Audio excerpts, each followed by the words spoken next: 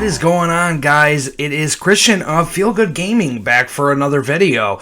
Today we're going to be hitting Crimson VOW strong again with another deck here, and I really wanted to pick one that was on the weaker scale, and that is Odric Bloodcursed. It is a 3/3 vampire soldier that's red, a white, and a colorless. So 3 mana. And again, this is kind of known, for people talking about the set in general, commander-wise. This is going to be one of the worst ones. But I suggest you to stay in and watch the rest of this video because I brought some spice to them. But let's read the card. When Odric Bloodcursed enters the battlefield, create X blood tokens, where X is the number of abilities from among Flying, First Strike, Double Strike, Death Touch, Haste, Hexproof, Indestructible, Lifelink, Menace, Reach, Trample, and Vigilance found among creatures you control, just like the other Odric Lunarch Marshal, which you'll see later on in the video. And if you're looking for another video here from Crimson VOW, feel free to check out my deck tech on Grolnok. It's going to be Frog Tribal Self-Mill in green-blue. So a Simic deck. If you're interested in that, check that out. But anyways, let's go into the first category here. I'm going to try my best to give you a nice precise layout here, and follow me. We're going to move into the first part of this here, Alphabet Soup. We're going for the keywords, that's right. So turn 1 and turn 2, we want to get those keywords on and get these artifacts coming as soon as Odric hits the battlefield. The first card coming up here is Red and a White. For a 0/3 core soldier ally, Akiri Lineslinger has First Strike and Vigilance, and it gets +1, +0 for each artifact you control, which isn't nothing. That's not bad. We have Battlefield Raptor is 1 white for a 1/2 bird with Flying and First Strike. So for 1 mana, pretty good. We have Healer's Hawk, another 1-drop 1/1 bird here, but it's Flying and Lifelink. We have Ornithopter of Paradise. Why not, right? I mean, you're going to get Ramp on turn 2, and when you play Odric, you got a flyer here. So, not bad at all. Robber of the Rich, one of my favorite ones here, is, Robber of the Rich is red and a colorless for a 2/2 human archer rogue with reach and haste. So that's 2 right there. And when Robber of the Rich attacks, if defending player has more cards in their hand than you, exile the top card of their library. During any turn you attacked with a rogue, you may cast that card, and you may spend mana as though it were any mana of any color to cast the spell. So you're getting card advantage, you're getting 2 keywords on turn 2 to play Odric, and really get in there for some artifacts. Another one here, very flexible, is Stonecoil Serpent. It's just an X for a 0/0 snake. It has reach, trample, and protection from multicolored. Stonecoil Serpent enters the battlefield with X +1/+1 counters on it. So, you get it turn 1, might as well play it there. You have a turn 2 play, then just play it turn 1. It's very flexible on all ends of the game. I am a big fan of it.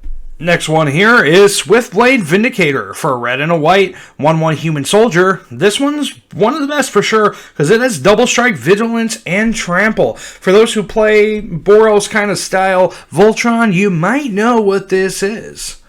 And the last one in this category, everybody knows this from Commander Legends, is Rogrock, Son of Roga, a 0/1 0 mana Kobold Warrior with First Strike, Menace, and Trample.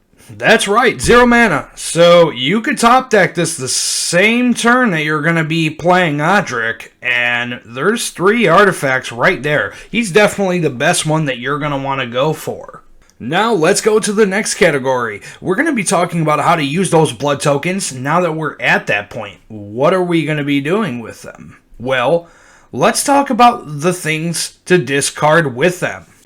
Okay, so for the first card here that we're going to want to be discarding to get that card advantage of drawing, and you're going to see here the direction we're going, and that's right, it's Boros Recursion in multiple different ways. Let's go to the first card here, though. We're going to want to sack those blood tokens to discard some cards, starting with Anger. It is a 2/2 incarnation for a red and 3 colorless. It has haste and reads, as long as Aegir is in your graveyard and you control a mountain, creatures you control have haste. And another similar one here is Valor. And nobody has ever seen this one play, neither have I. I haven't even ever seen the white one. But here it is. Valor's a 2/2 incarnation for white and 3 colorless with first strike. And of course, then it reads, as long as Valor's in your graveyard and you control the planes, creatures you control have first strike. So not only is it good discard fodder, but it also gives keywords to your guys. I think it is a pretty good ad as well. And next one here is going to shock you because it's Avacyn, Angel of Hope, for white, and 5 colorless. That's 8 mana for an 8/8 angel with flying, vigilance, and indestructible, and reads, other permanents you control have indestructible. I think it is a great bomb to put in here. And next one here is Combustible Gearhulk. It is a 6/6 construct for 2 red and 4 colorless with first strike. When Combustible Gearhulk enters the battlefield, target opponent may have you draw 3 cards. If the player doesn't, you mill 3 cards, then Combustible Gearhulk deals damage to that player equal to the total mana value of those cards. And really in this deck, you're fine either way. You're going to be throwing this in the grave, recurring it, playing it from your hand, getting card advantage from drawing it. You're going to save mana by cheating it in play from the graveyard, or you're going to be milling more stuff to get back. It's a bomb in this deck. Next up, Gerard Weatherlight Hero. It's for a red, white, and 2 colorless, so 4 mana human soldier. That's a 3/3 with first strike. When Gerard Weatherlight Hero dies, exile it and return to the battlefield all artifact and creature cards in your graveyard that were put there from the battlefield this turn. So it is a great board saver. It really is. And you're definitely going to want it, especially when you see how many artifacts are going to pop up here in this deck. Next card, Gisela, Blade of Gold Knight, is red, white, with 4 colorless, so 7 mana angel. That's a 5/5 with flying and first strike. If a source would deal damage to an opponent or a permanent an opponent controls, that source deals double damage to that player permanent instead. If a source would deal damage to you or a permanent you control, prevent half of that damage rounded up. So just another huge bomb that you're going to want, because late game, you're going to have some of this nice damage, to throw out there. Even just her herself, late game, 10 damage. Come on, are you kidding me? So, yeah, it's a very good card late game. And if you get a good recursion card and a nice little engine going here, you can get cards like this out pretty quick. Another one you're going to want out is Inferno Titan. That is a giant that's a 6/6 for 6 mana, 2 red and 4 colorless. And it reads, pay red to have Inferno Titan get +1/+0 until end of turn. Whenever Inferno Titan enters the battlefield or attacks, it deals 3 damage divided as you choose among 1, 2, or 3 target creatures and or players. So great removal, and even on the ETB it does it. If you can give it haste somehow, you're really rocking and rolling. Another crazy one here. It's a lot of mana, but like I said, we're going to be cheating mana in this deck. Believe it or not. Yeah, Boros. 7/7 Elemental. And it is 8 mana, 3 red and 5 colorless, and reads, at the beginning of each upkeep, yes, each upkeep, Magmatic Force deals 3 damage to any target. This just starts picking away everything. The 8 mana is worth it. You don't realize how good the card is until it's on your battlefield. Or on your battle sphere. Here's Mirror Battlesphere for 7 mana. It's a 4/7 Mirror Construct. When Mirror Battlesphere enters the battlefield, create 4 1/1 colorless Mirror Artifact creature tokens. Whenever Mirror Battlesphere attacks, you may tap X, untap Mirror you control. If you do, Mirror Battlesphere gains +X/+0 until end of turn and deals X damage to player or planeswalker it is attacking. This is just a house too. It definitely goes hard, let me tell you. You can do a lot of damage with it. Next one up here is Triplicate Titan, a 9 mana, 9/9 golem with Flying, Vigilance, and Trample. When Triplicate Titan dies, create a 3/3 colorless golem artifact creature token with Flying, a 3/3 colorless golem artifact creature with Vigilance, and a 3/3 colorless golem artifact creature with Trample. So you're definitely going to want to recur this. And just a little spoiler, you're going to see Osgear in this deck, and he works great with stuff like this.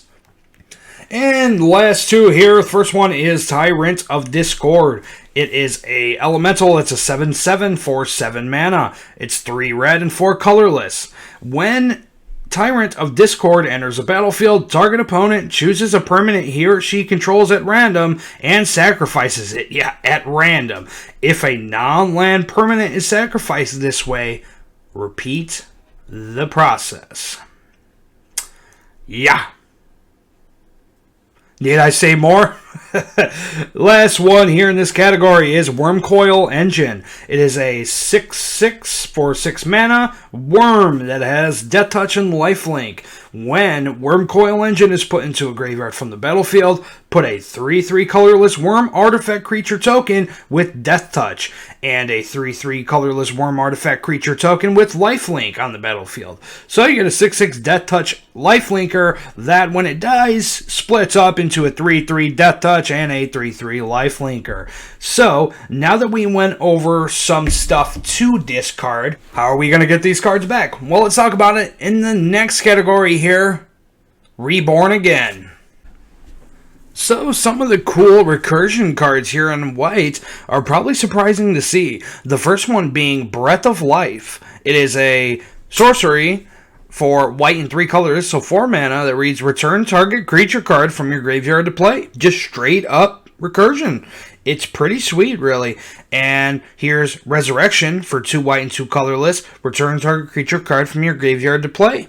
Transfer Treasure is a sorcery for a red and 2 colorless. As an additional cost to cast a spell, you sacrifice an artifact to return target artifact from your graveyard to the battlefield.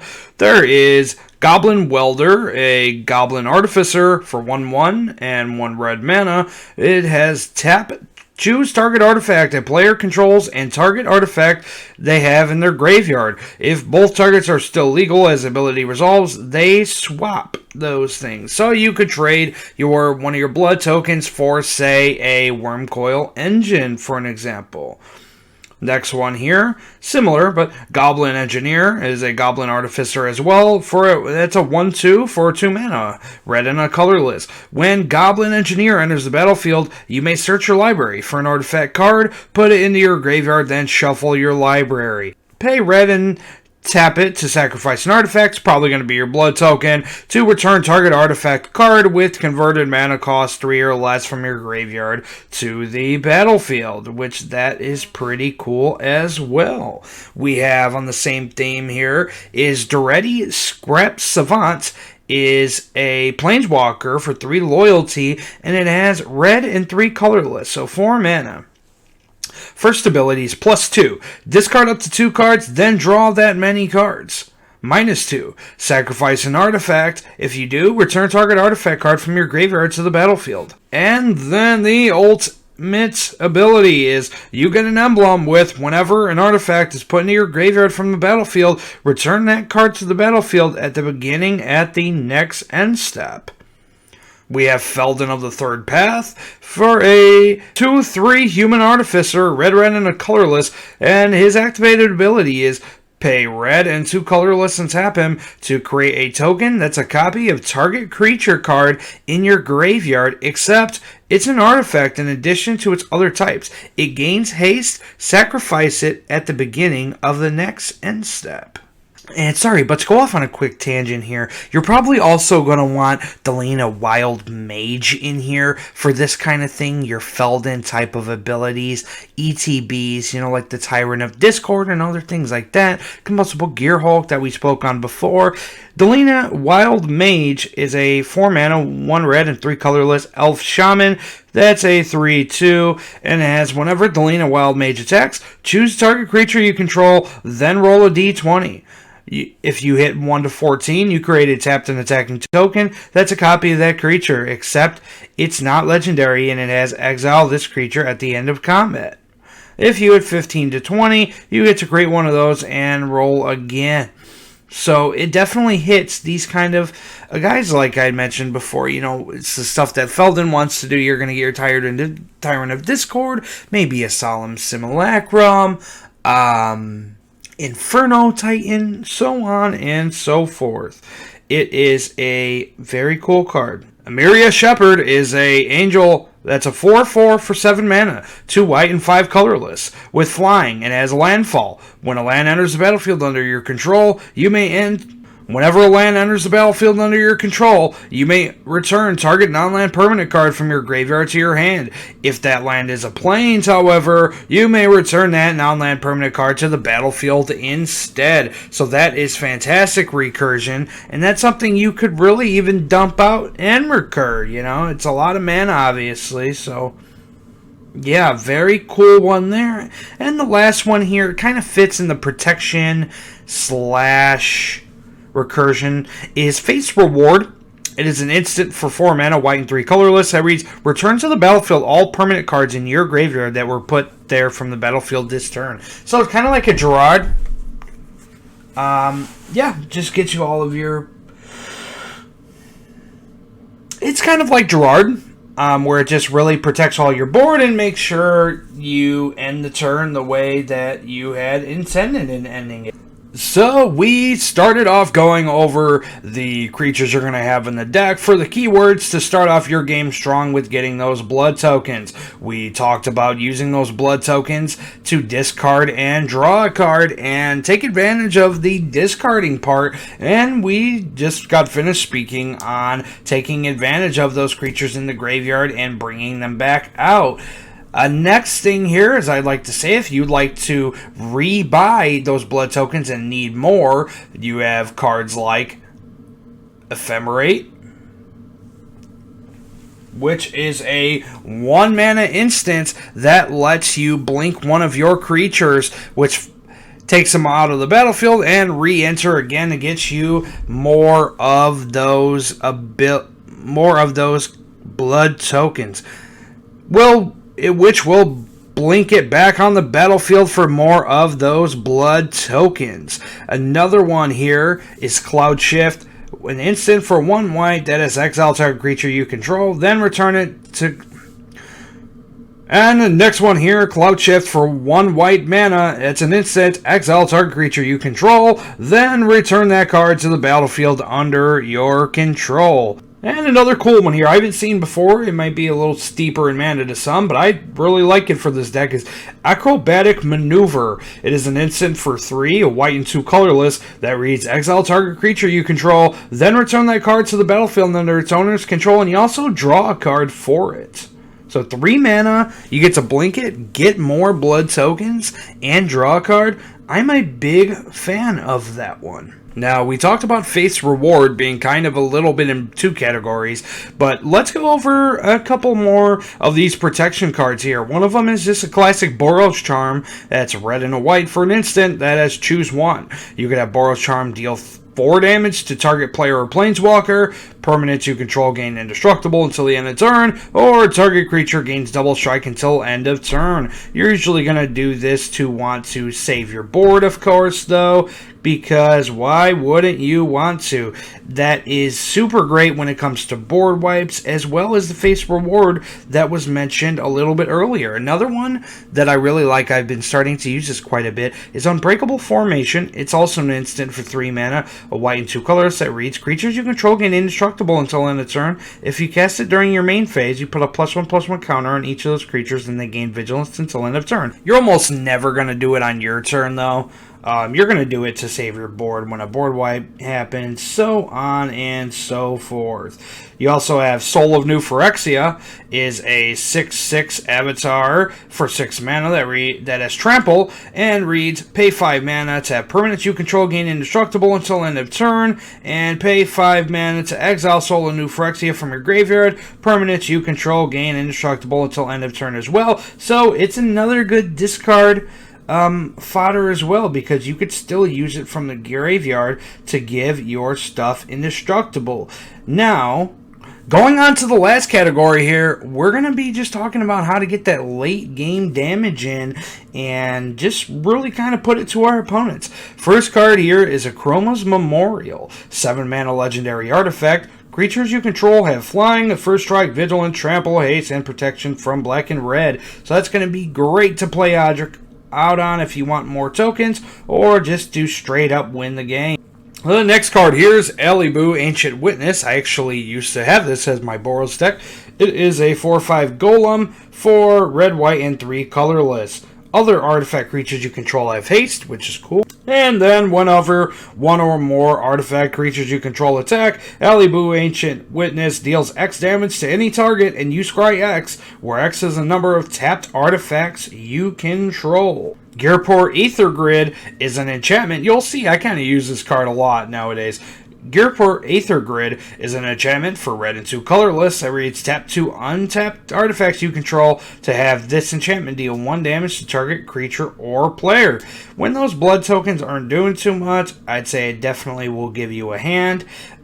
There is also the Reckless Fireweaver that you've seen in my last deck tech. Yep, sorry about that, but it just fits here so well too. Human Artificer, that's a 1/3 for 2 mana, red and a colorless. Whenever an artifact enters the battlefield under your control, Reckless Fireweaver deals 1 damage to each opponent. I am a fan of that one in this deck as well. Now we have some kind of combos in here. We have the Mycosynth Lattice / Vandalblast combo. Mycosynth Lattice is an artifact for 6 mana that reads all permanents or artifacts in addition to their other types. All cards that aren't on the battlefield, spells, and permanents are colorless. Players may spend mana or any color to cast spells. That one is a little bit on the pricier side, just about $40, but it is a great card. And that goes with Vandalblast. Here's the other part of the combo here, is a sorcery for 1 red that reads destroy target artifact you don't control, but you're going to be casting the Overload. And if you pay 5 mana for the Overload, it reads, you may cast a spell for its Overload cost. If you do, change its text by replacing all instances of target with each. So that's correct. Mycosynth Lattice is going to make all of your opponents permanents, even lands, artifacts, and you're going to use Vandalblast to destroy all artifacts that you don't control, destroying their entire board, including lands. Yes, that is a mean one, I understand, and if they get mad at you, I am sorry. But that's just the way it goes. Now, Mycosynth Lattice also works this way with another card here, Karn the Great Creator, a second planeswalker of the deck. 5 loyalty, 4 mana for colorless, and has a static ability. Activated abilities of artifacts your opponents control can't be activated. That's correct. And with Mycosynth Lattice, well, that means they can't tap their lands for mana. Its +1 has, until your next turn, up to 1 target non-creature artifact becomes an artifact creature with power toughness equal to its converted mana cost. And a -2, which is, you may choose an artifact you can control outside of a game, exile it, reveal it, and put it in your hand. That isn't allowed in Commander, so really it's just used to plus it, maybe make something an artifact, and combo with that Mycosynth Lattice like I had mentioned. Another cool one in the deck I'm a fan of with so many artifacts is Hellkite Igniter. It is a 5/5 dragon for 7 mana, 2 red, and 5 colorless with flying and haste. And you could pay red and a colorless, have Hellkite Igniter gain +X/+O until end of turn, where X is the number of artifacts you control. That's right. For, say you have 5 artifacts, you pay 6 mana to that. This thing is becoming a 20/20 with flying and haste. That is quite something. It's very powerful. I think it can get you a lot of damage late game, no doubt. Another one, sometimes you just have tons of mana and you want to put it into an X spell. My favorite here is going to be, I'm putting in Jaya's Immolating Inferno. It's red, and an X, legendary sorcery, so you have to have a legendary to cast it, but Jaya's Immolating Inferno deals X damage up to 3 targets. So Yes, you can do an X-Spell to all 3 of your opponents, or maybe 2 opponents and a creature, so on and so forth. And the last thing we're going to be talking about here is artifacts that you're going to want to sack, or just taking advantage of sacking them. First one is Ugin's Nexus, 5 mana legendary artifact. If a player would begin an extra turn, that player skips that turn instead. If Ugin's Nexus would be put into a graveyard from the battlefield, instead exile it and take an extra turn after this one. So a guy like Doretti is going to love that. You're going to want to sacrifice a creature like Solemn Simulacrum, which is a 2/2 golem. People know him as Sad Boy Robot, and it's a 4 mana golem. People know him as Sad Boy Robot. When Solemn Simulacrum enters the battlefield, you may search your library for a basic land card, put on the battlefield tapped, then shuffle. When Solemn Simulacrum dies, you draw a card. So of course you're going to want that. Another card here, it requires sacking an artifact, which could be beneficial, as you just seen. And it's also like my removal card of the deck as far as a creature, is Shrapnel Blast. It is red and colorless for an instant. As an additional cost to cast Shrapnel Blast, sacrifice an artifact. Shrapnel Blast does 5 damage to target creature or player. And then we have Shrine of Burning Rage for 2 colorless artifact. At the beginning of your upkeep or whenever you cast a red spell, put a charge counter on Shrine of Burning Rage. You could pay 3 and tap it to sacrifice Shrine of Burning Rage. Shrine of Burning Rage deals damage equal to the number of charge counters on it to target creature or player, which I think that is really cool. I don't know how that's going to work out, but it's going to be interesting nonetheless. Also, sacrificing artifacts is going to help you if you have a guy like Osgir out. Osgir the Reconstructor is a 4/4 Giant Artificer that is red, white, and 2 colorless with Vigilance, and has pay 1 to sacrifice an artifact. Target creature you control gets +2/+0 until end of turn. You could pay X and tap it to exile an artifact card with mana value X from your graveyard. Create 2 tokens that are copies of exiled card, and activate this only as a sorcery. Well, there you have it, guys. That is Odric, the Blood Cursed from Innistrad Crimson Vow. If you like this video, again, you might also like Grolnok, the Omnivore, the Simic Frog Tribal deck, also here from Innistrad Crimson Vow. And there also is a Innistrad Crimson Vow tier list ranking of what I think of all the commanders coming out probably a few days after you see this video. Check those out and leave a like and subscribe if you enjoyed this content or would like to see something else like it. I appreciate you viewing and I hope you have an amazing rest of your day. Take care.